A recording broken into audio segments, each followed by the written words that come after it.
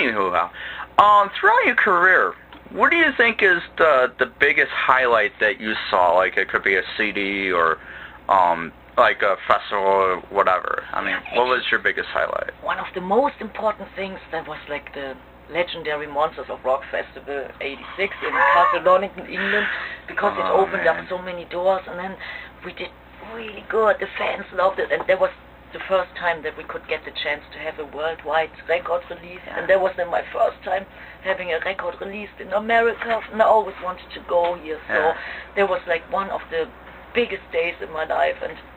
And then soon after we got the Judas Priest tour in Europe, which was at the time the biggest you could get. And then I flew over to the States for a little promotion tour, and then I loved it so much, and then I stayed. And then soon after this we made the Triumph and Agony album, which I think is still one of our best records.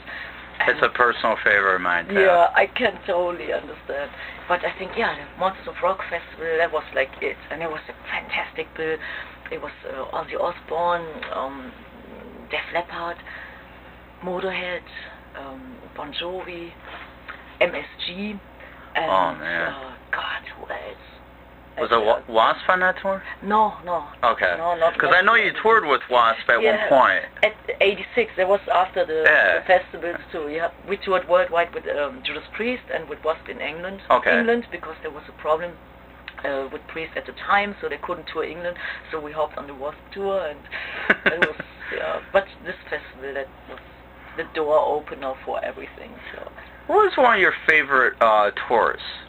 My favorite tour, I would say the first one with Judas Priest, because we never expected anything, and then I never expected playing out of my hometown Düsseldorf, and then suddenly you hopped on a tour, and it was like the biggest stadiums, and the time, like '86 was like the high of heavy metal. And then the next tour was Dio, which was unbelievable, and our first tour in the States in a long time was the Dio in Malmsteen tour in 2000, so this was great because we haven't toured here for so many years, so that was extremely special. And I would say every tour we did, the first tour in America with Megadeth, that was unbelievable. So with Sanctuary, right? Yes. My buddy Chris that you just talked to, he saw you guys at the Metro with Megadeth and Sanctuary, and from what I understand, that was actually Warlock's last show. Yes, you're right, and I think it was in front of 10,000 people, and it was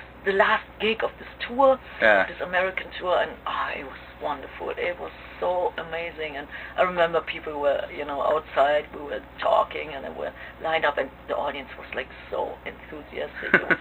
It was great. So I would say every time, the first time you do something, that's sometimes the most exciting, and Now, what I saw on the Warrior Soul album, I noticed they had a DVD explaining a movie that you made.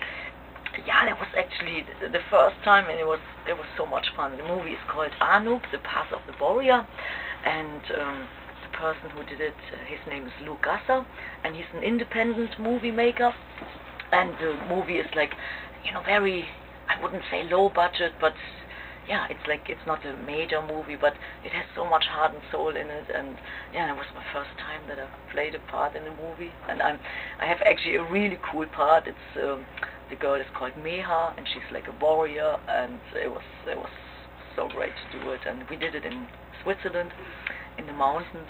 It was hardcore because it was so cold, and my first day on the set, I almost drowned in this lake. It was much harder than any tour I've ever been on, but it was great. And the film music, the Warrior Soul, was the title track of this movie, and there's a duet with Mark Storaci from Crocus. He plays a part in the movie too. That's on the 12-inch. And the song is called On My Own. Okay. It was very much fun to do too. He's a great singer. So the whole movie had like, it gave endless possibilities. And I met some great people in Switzerland. Like nice. A great studio, and and the movie is like, it was just out in Europe.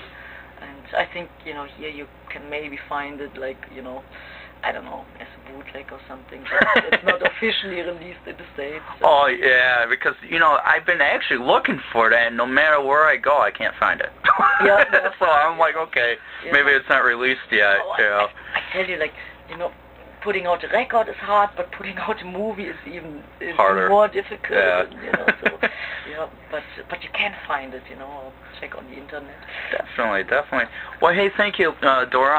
I know you got to do sound check real fast, but I just wanted to do a quick interview with you, and I definitely wish you all the success, and I definitely hope that you guys come back again. Oh, definitely. We love to play here, and it was, you know, last time was great. Tonight we will, you know, we will try to top it, and you know, and we have our original lineup.